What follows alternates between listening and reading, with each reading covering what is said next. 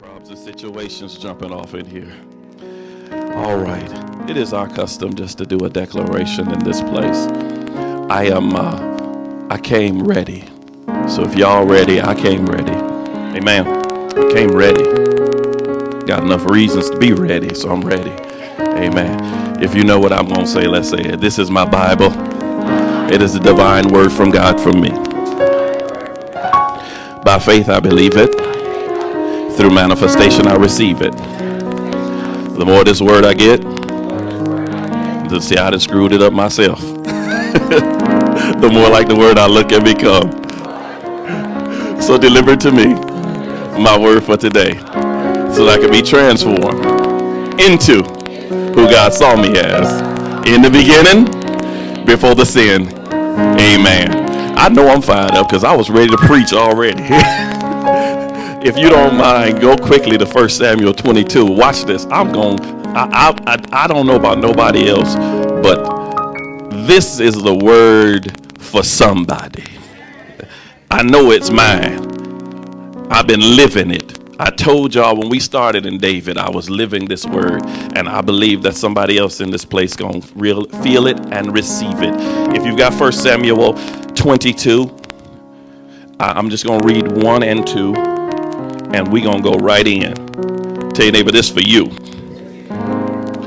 Tell your neighbor, the people's justice. Tell your other neighbor, the people's justice. That's what this message is called, the people's justice.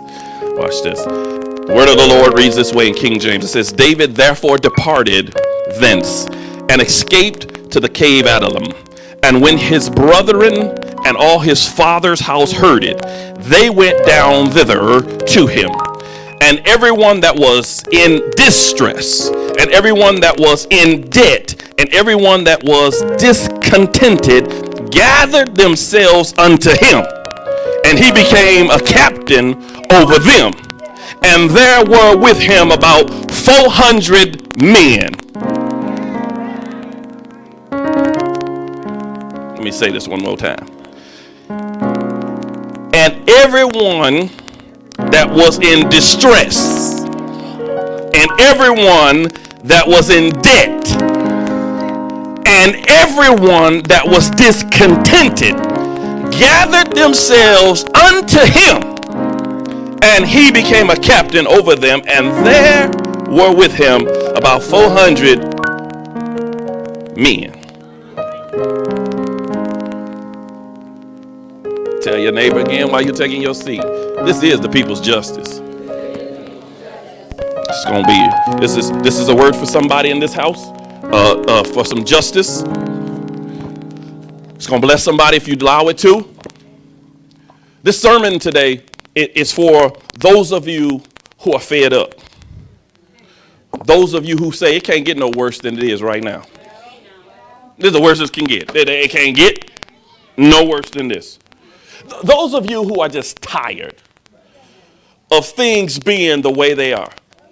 Those of you who just say, I can't accept it like this no more. This sermon is not for the pansies and the folk who ain't got no backbone. This sermon is for the individuals that say, today, I'm just not going to take it no more. This is it. I'm at my wit's end, and it can't get no worse than it is right now. So I'm just not going to take it no more. And so when you finally understand how David was in verses 21, in chapter 21, we've been through this. And when you understand your life, you get to a place where you've run, you've left places, and you've acted crazy. You've ran to the church thinking it's going to help you this week. And you wonder, where do I go from here? I done all the things the religious folks told me to do. I went to church. I played crazy. I've dealt with my Sauls. I've loved those that I was supposed to love. I did good to those that I was supposed to. And I find myself at a place that I'm fed up. I'm just fed. I'm fed. I'm fed up. I'm fed. I'm fed up. I'm fed up. I'm fed up. And you leave for the very last time. And you say in your mind, this is the last time I'm running away. Touch your neighbor and say, this is the last time I'm running away. Anybody in here would be honest and you felt like if I just get away from it, all I'm dealing with will be okay. But I don't know what your it is. I don't know what your it. Put your it in it. But have you ever felt like if I just get away from this, everything else will be okay? I must explain this. I must explain this so that someone in here can be really, really, really, really blessed to the fullness of why God sent you here this morning. David is like many of us. David's like many of us. So now you can just put yourself in David's shoes. Many of us, if we tell the truth, we've been running from a whole lot of stuff. And if you're just really trying to figure it out, you've run, you've played crazy, you've scratched your way out of stuff, you've done all kind of stuff. And then you finally find yourself at a place you say, you know what, I'm tired of running. I ain't running no more. I'm fed up. I can't do this no more. I done run to the church. Church ain't helped me. I done ran to this. Ain't helped me. I done run to that. It ain't helped me. I done run to that. It ain't helped me. And I'm just at a place that I'm not going to run no more. And David says, you know what? I ain't running, but I will do this. Pick the verse up on 22:1. It says, David headed into a cave. Somebody in here is either going into a cave, or and I wonder if somebody's already in their cave. Nudge your neighbor and say, are you in the cave? Or ask your other neighbor, are you going to the cave? Now watch this. When you hear of a cave, you like me, when most of us hear of a cave, we think of a dark place, secluded, not sure what we're going to run into when we get in there. Ain't sure, I'm like, yeah. You don't go into a cave all happy. You kind of go into a cave cautiously because you have no clue what's in there because a cave is dark. It's spooky. It's eerie. You ain't sure what's on the walls or up at the roof. You ain't sure if there's bats. You ain't sure if there's cats, rats, or anything else in there. You just like, whoa. Ain't nobody rushing into a cave. But watch this.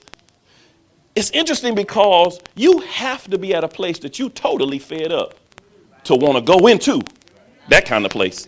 Think about it. Ain't nobody rushing in, but you got to be at a place where everything else is lost when you want to just say, I'm going into a cave. So here's what we find. We find this cave Adullam. It has revelation in it. It has revelation. The first revelation I want to share with you, it's a duality. It's a twofold revelation. The first revelation is this. I'll express this one now, and then I'll go back to the second one later. Right, so the first thing you need to know about this cave Adullam, it was a fortified cave where bandits hung out. Watch this. This cave was occupied or owned by none, but could be occupied by any kind of bandit, crook, person that was unscrupulous in any kind of way, shape, or form. If they did wrong, they could use this cave. Because they knew that this particular cave was there for safety and protection for them. It was the bandits' hideout. So all kind of bad folks used the cave Adullam. Watch this. So we recognize that this cave was not a cave of seclusion or a cage of refuge, but this was really the place where unscrupulous folks hung out. This cave Adullam is where the enemies would plot their attack. They would plot their attacks. This was the cave where the enemies would go and bring all their spoils of war. This cave could literally be translated in Revelation as the enemy's camp. So watch this. Watch where we're going with this. David, after he has been fed up, he's run from Saul, he has run from Abimelech, he has run from the church, he has scratched his way out of some situations. David says, I got a final thought that I just want to do. David says, I'm going to go into the enemy's camp. It's going to make sense in a moment. Watch this. After you've ran and you've ran and you ran some more and you finally stop running and you've seen your enemies where you think you shouldn't have saw them. They've been in places you never expected them to be. You've gone to the church. You've expected it to happen like that. You've scratched your way out of situations. I just want somebody to know you got to get ready, because there's a time in your life that you got to go into your enemy's camp. Yeah. Is there anybody in here ready to go into the enemy's camp? Watch this. Touch a neighbor and say, I'm going into my enemy's camp. Watch this. Watch this. Watch this. And see, here's the reason, because I'm going to bless you if you really want to hear it. The reason you have to go into your enemy's camp is because all your enemies have invaded your space. God, I'm going to help myself in this place. Is there one person that understands what I'm talking about? You can't even be comfortable no longer in the spaces you used to be comfortable in, and now you got to go into your enemy's camp, because the camps you used to be comfortable in are your enemies. Let me find something. Is there one person in this place that understood exactly what I said? The reason you got to leave your comfort zone and go into your enemy's camp is because this stuff has been invaded by your enemy. I'm going to help myself today. I'm going to help myself. Nudge your neighbor and say, your enemy's camp, your enemy's camp, your enemy's camp. Watch this, watch this, watch this. David shows us something, ladies and gentlemen. It is only, watch this, it's only when you go into your enemy's camp that your family show up. Y'all didn't read the text with me. Y'all didn't read the text with me. Watch this. I ain't talking about the fake family. I'm talking about the real family that knows, watch this. And the beauty of this is, it is only when you're in your enemy's camp that the real family know where you at.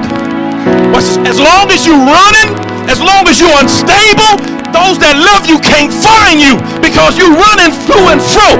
But it's when you decide that I'm going into the enemy's camp that your family says, I know exactly where he at. I know exactly where she at. Because, oh God, help me Jesus today. It is something about understanding that your GPS is pimped out when you are in your enemy's camp. As long as you going to and fro, your family never know where you at. But can I bless you even more? The Bible just doesn't say his brethren showed up. It says all those that was in his father's house. Y'all didn't catch it? Let me throw it a little slower. Not only do your brethren show up, your family show up, but everything that's in your father's house come to you when you in your enemy's camp. Y'all ain't hearing what I just said. Let me try it one more time. It is only when I go into my father's, into the enemy's camp, that my father's house. I wish I had 3 people that caught that revelation, so that you can stop being upset when you find yourself in your enemy's camp and be excited about the fact that if I'm here, my fathers know I'm here. If I'm in a jacked up situation, I at least know my family know I'm